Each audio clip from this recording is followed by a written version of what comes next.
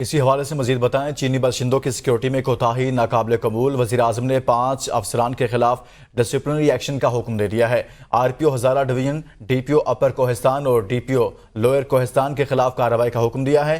Commandant special unit کے پی کے اور director security Dasu power project کے خلاف بھی کارروائی ہوگی۔ جبکہ وزیر اطلاعات عطا اللہ تارڑ کہتے ہیں کہ ان افسران کے خلاف 15 روز میں ڈسپلنری ایکشن لیا جائے گا۔ چینی باشندوں کی سیکیورٹی کو مزید سنجیدہ لیا جا رہا ہے۔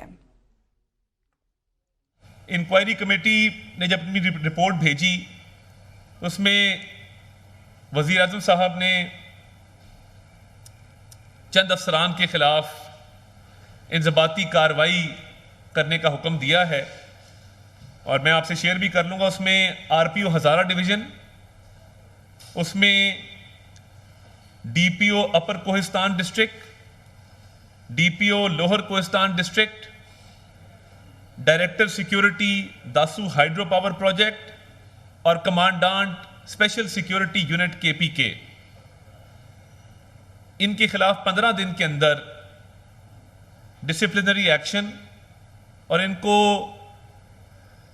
ان کے خلاف جو انکوائری رپورٹ آئی ہے ان کے خلاف جو انضباطی کارروائی کا کہا گیا ہے، اور کہا گیا ہے کہ انہوں نے اپنے فرائض میں غفلت برتی، ان کو الرٹ ہونا چاہیے تھا۔ تو وزیر اعظم صاحب نے ان افسران کے خلاف کارروائی کا